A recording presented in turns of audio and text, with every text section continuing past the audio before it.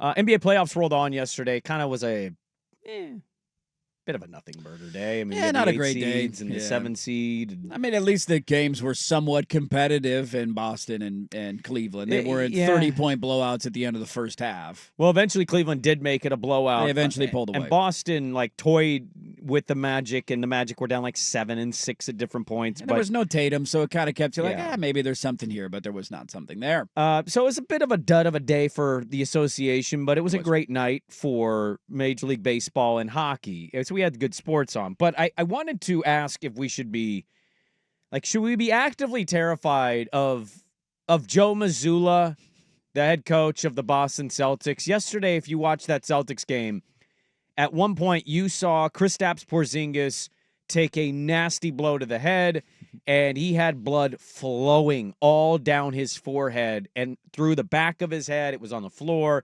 He had to be rushed off to wipe it off with a towel, come back, shoot a free throw, then go get stitched up.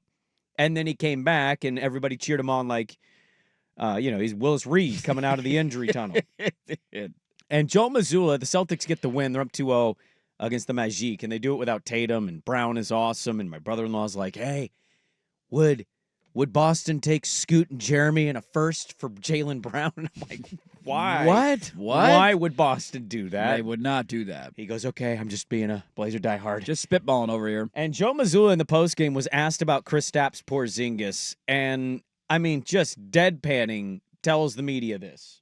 He just has a great way about him, and I think that helps us. And, I do. I love watching him. I like watching him bleed on the court. I think it's important. And then he comes back in and does his job. So I do like that about him. What's your coach like about you?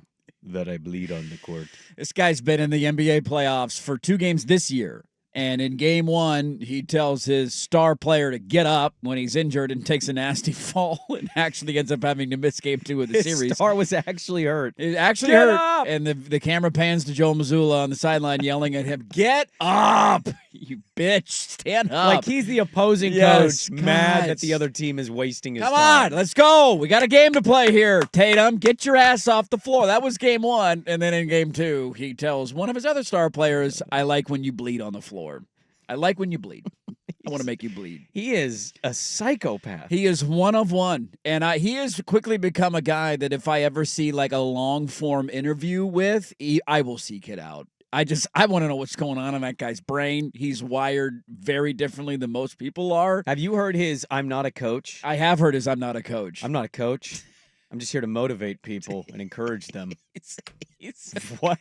Remember last year he watched The Town every day of the playoffs? He that said he was watched his it thing. every day, yeah. I saw an interview with him. He was on one of the Barstool podcasts earlier this week, and they asked him what movie he was. Was like, well, The Accountant 2's coming out, so I'm going to watch The Accountant 2 every day. Big Affleck guy. Big Joe Affleck. I mean, it's Mazzula. Boston guys leaning into the roots, right? He's one of one, man. I had this thought after game 1 of Houston Golden State. I was watching that game, and Ime's getting all pissed off, and I'm like, I know James Johnson wins it every year, so they do this athletic players poll, and one of the questions was player you least want to get in a fight with. Yeah. And James Johnson's barely in the league, but he is still in the league, and so he's like a jiu-jitsu master who's also 6'8", 240 pounds. No thank you. I know Steven Adams exists.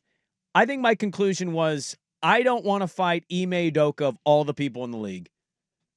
Something about Ime strikes me as like Mountain from Game of Thrones. He will cave your head in. Yeah, there's a very aggressive attitude of him on the floor. Yeah. Yeah. Him and Mazzula both have this kind of, he tastes your blood and smiles at you. There's a little bit and of you're that. like, what did you, what? Yeah, Mazzula seems a little more quirky. Udoka just seems like he wants to beat everybody up. He just wants to fight He everybody. wants to He's just fight. angry He's constantly. begging a player to do just it. desperately wants to get into it. Yeah. There was a moment, speaking of that with Mazzula. where Shout he- out Jefferson High. Jefferson High, man. Hey, I was always intimidated to go play there, and maybe Same. rightfully so later Same. in life, seeing what Ime Udoka's like as an NBA head coach.